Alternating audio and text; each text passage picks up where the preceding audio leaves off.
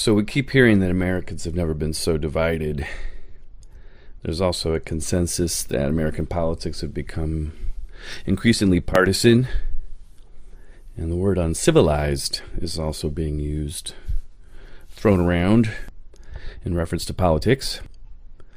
Describing the Republican and Democratic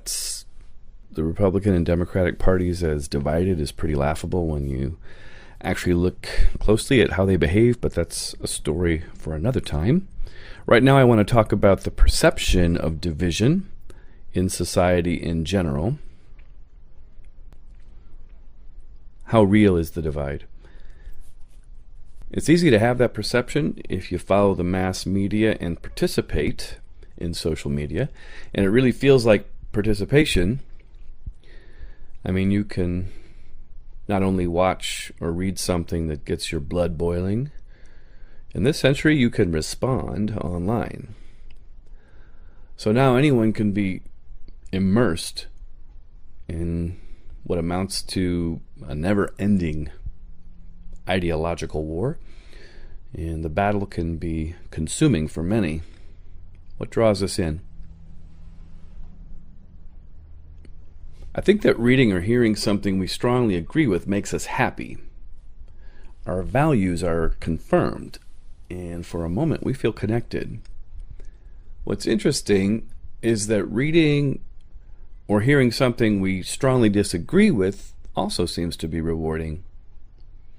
There's a thrill in being provoked into an angry response.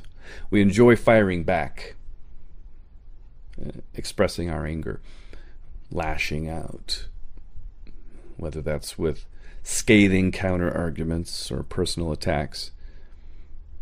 We lash out at those we consider ignorant or immoral. And you know, all this feels like participation. It feels a little bit like community, but what are we really doing here? We're clicking, we're reading occasionally, we're looking and watching. You know anyone who spends way too much time on this stuff? It's almost like we're consuming something. We used to just sit around and watch TV, but now we have the ability to respond, and that is much more rewarding. It's captivating. Still, being captivated means we've become a captive audience, and that benefits someone. Ads reach us constantly, so advertisers benefit. Companies benefit when we respond to those ads. Politicians benefit when we believe their version of reality and support them. There are other examples. So it's starting to feel to me like division itself is a product we've been sold. Divisiveness sells. And when something sells, you can be sure salespeople respond by selling more of it. For example, school shootings are very rare. School shootings are very rare, but now people are talking about arming teachers, and you can be sure someone will be happy to sell them guns. It doesn't matter if a product reflects reality. Insurance companies will sell you flood insurance even if you live in the desert. So how divided are we really? Are people really as hateful and unreasonable as they seem?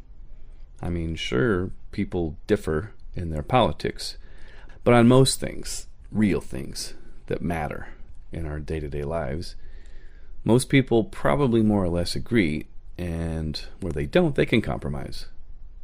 Most people don't suck. Most people aren't shit. They're just human, like you.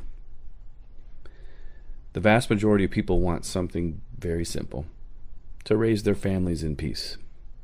It's pretty simple.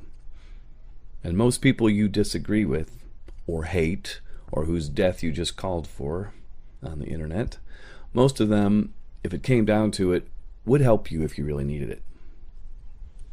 The internet is great. It's done plenty for us, and we should keep using it. But we need a good balance here, because it is used to sell us things, and you have to remember that. It's used to sell us things and ideas. It is distracting. And when we become immersed in this stuff I've been talking about, there are things we don't do.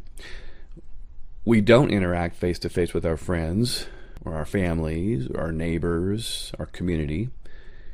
We also don't take the opportunity to decide for ourselves what's important to us.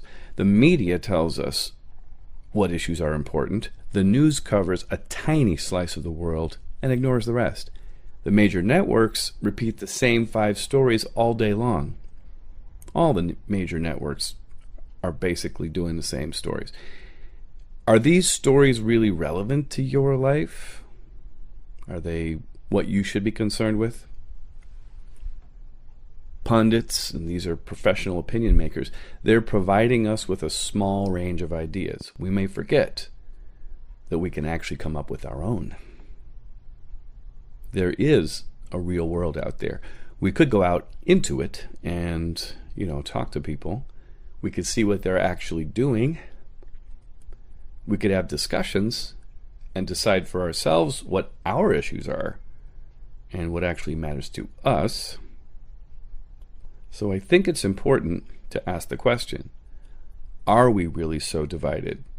Or does a virtual world, a media world, just focus on division?